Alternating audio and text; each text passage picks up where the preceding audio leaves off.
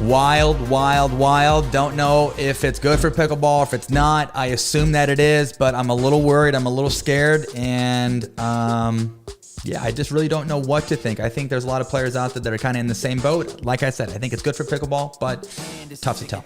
So things that we do know. Mr. Dundon Capital Partners, DCP, led by Tom Dundon, purchased a PPA, pickleballtournaments.com, and Pickleball Central. Boom. He's the owner of the NHL Carolina Hurricanes. He was a huge investor in Topgolf. The Hurricanes are sponsored by PNC Bank.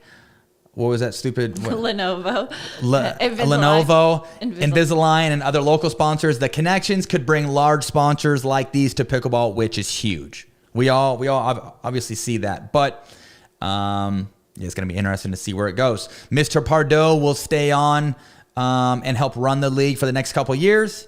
The new spin serve rule is a little interesting as well. No spin serve for pros, but they're allowing spin serves for amateurs.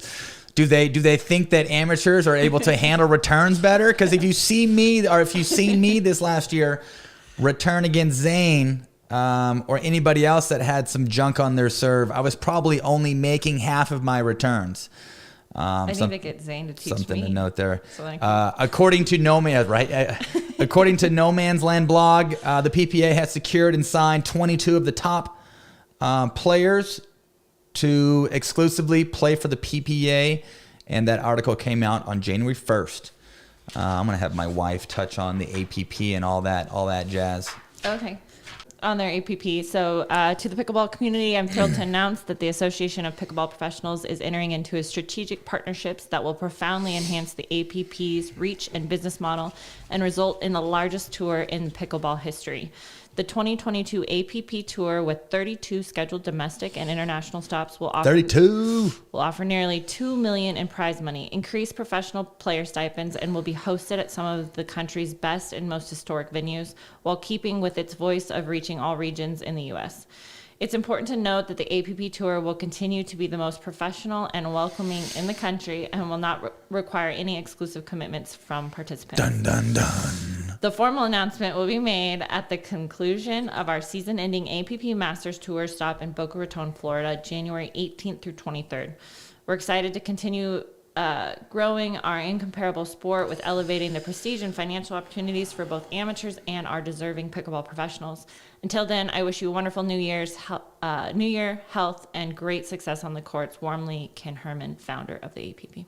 I like how they're offering player stipends. I think that's smart. Yeah. Trying to standardize. So seems like both are growing. Correct. Yep. There was a post this morning from the APP Tour, and the post states that APP Emergency Pro Wildcard process, it already starts. Yeah. The APP 75K Masters Boca Raton tournament coming up. Effective immediately, an emergency pro wildcard process has been implemented for this year's APP Masters.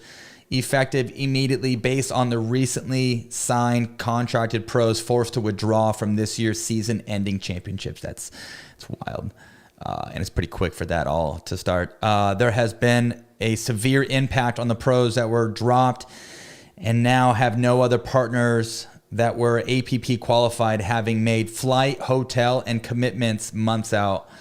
To ensure a wonderful experience for all pros, the APP is allowing non-qualified pros until Monday, January 10th, midnight Eastern, to apply for a wild card, allowing the drop pros an opportunity to find a replacement of their liking. Note, a player must have a UTPR rating of 4.5 to enter. As the official Pro Tour partner of the USA Pickleball, we understand the frustrations this must be for the drop pros and hope this will provide a great experience for all players involved with this year's championships. Wow.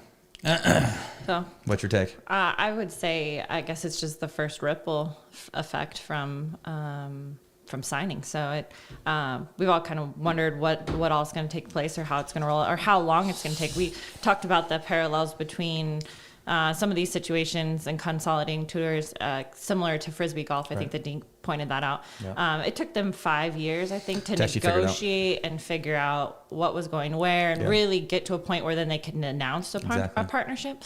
So it'd be interesting to see if APP stays around, or if they get pushed out just with all the best players in the world signing with PPA, or if we see some sort of consolidation. if there's this delayed process where it takes a little longer to consolidate and see eye to eye. But I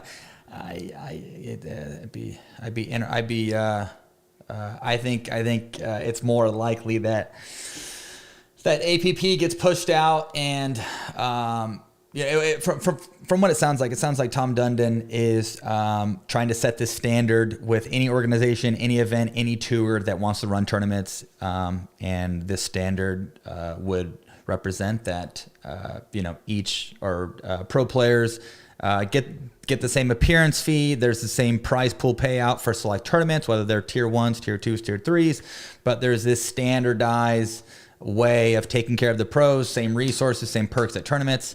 And it seems like APP is obviously stepping up their game. Right. I don't know all the logistics behind the contract, but obviously it looks like they're giving player stipends. I know they'll talk about it more here pretty soon. Yeah, I know if you're a highly ranked APP player, I know that your lodging, some other stuff gets taken care of as well. So, so we'll see what happens. I think all in all, I mean, look at both sides. I think they're both making strives to make it better for the pros, so it can't be an all bad thing at this point anyways. Yeah. I think who knows, and I could be completely speaking out of turn, but if there are any further parallels between the Frisbee golf thing and this, is that ended up, it took some time, but they ended up at the end of the day working together. And but something that you're not noting is that they were friends to start.